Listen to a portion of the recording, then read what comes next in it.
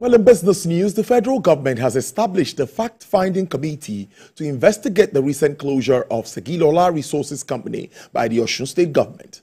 During a news conference at the Ministry of Solid Minerals Development, headquarters in Abuja, the Minister of Solid Mineral Development, Mr. Dele Alake, announced the committee's formation. He emphasized that the committee will examine the underlying issues of the dispute and provide actionable recommendations to foster mutual understanding and promote sustainable mining practices that will benefit both the state and the company. The committee will collect data through interview surveys, field visits, and document reviews. 2, consultations. It will engage with local stakeholders, including traditional rulers, community leaders, and affected residents to gather their perspectives on the dispute. And 3, legal review. It will review all applicable national and state laws concerning mining operations, environmental protection, and community agreements. And 4, it will consult with experts in mining, in law, in environmental science, and economics to gain a broad perspective on the issues at hand.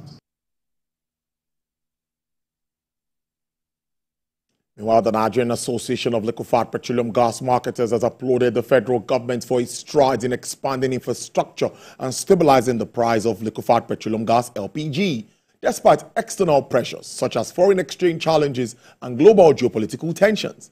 The leadership of the association made this known at the national conference, the association which held in Lagos. More in this report.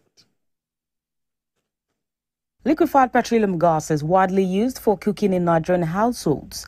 Report shows that Nigeria consumed approximately 1.4 million tons of petroleum gas in 2022. But beyond domestic use, LPG is also utilized in industries for heating, power generation, and as a feedstock for petrochemical process. This is the 2024 National Conference of National Association of Liquefied Petroleum Gas Marketers, a gathering of LPG marketers, policy makers, relevant government agencies, and partners from across and beyond. We are going to have good news to tell Nigeria about the future of energy in Nigeria. Certainly, this country, we need to move forward. We need to get league of international countries that are really doing well in LPG and oil and gas in general. And that is why we need to put heads together and determine the future with the support of authority, the executives, and the industrialists. I think we can come up with a good decision on how to shape the future of our industry. The PIA mandates the NMDPRA, above everything, to foster competition. And this is a priority that we take very serious in NMDPRA. But I would like to encourage this august body to contemplate on competition in a very broad context.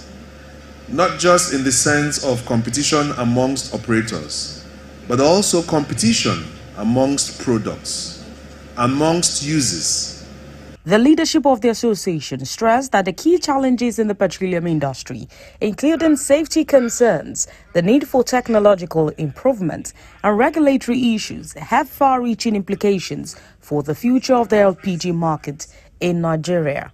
With over 209 trillion cubic feet of gas, proven gas reserves, Nigeria has the opportunity to become a leading global player in LPG production and consumption. This field has the capacity to reduce our reliance on traditional biomass for cooking, which currently affects the health and livelihoods of our people. It also offers opportunity for expanding cleaner energy access, especially for rural areas, thereby accelerating economic growth and improving our environment. Everyone here agrees that it is important for the present administration to address these challenges and ensure a more sustainable environment, greater energy security, economic growth, and ultimately a stable energy sector. The Securities and Exchange Commission has emphasized the importance of digital finance and commodities market in rural areas to achieve the federal government's target of a $1 trillion economy. Director General of the Commission said this at the ongoing International Organization of Securities Commission's World Investors Week in Lagos.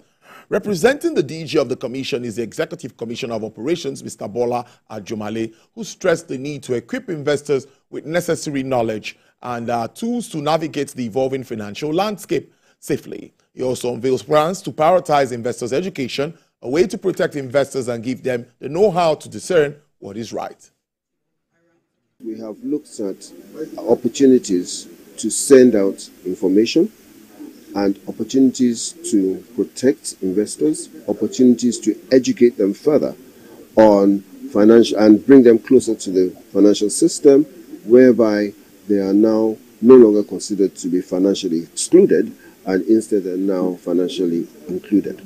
We have been able to focus on three main areas. One of the areas we focused on is on technology. Another area we are focused on is crypto assets. And the third, which is most relevant to the commodities exchanges, is sustainability. It's all about bringing the bank closer to digitalization and making them bankable. That is from the farmer thinking of how to just meet up with daily needs and care less about saving money. But to them too, is it saving the money that is more important or saving the bags? So to them, if I can save my bag and it is money somewhere and I can make best use of it when the need arises. Well, the bears have continued to hold down prices and activities at the stock market. The market index went down by 0.01%, avoiding flat trades by just a margin. It pointed to losses on investments. The biggest trade drop came to African Prudential Insurance, which was weakened by 0.35%. Caverton Aviation was up with the highest price value, followed by FCMB, ABC Transport, Chams, and Siana Leasing.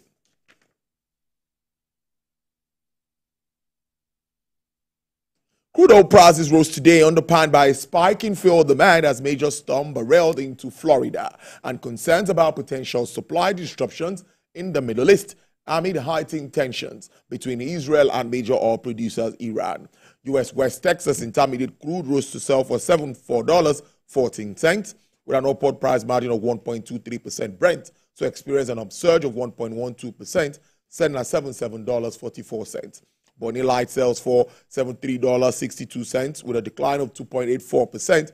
And for the OPEC basket, dealers are offering $78.26 with a downward price review of 0.31%.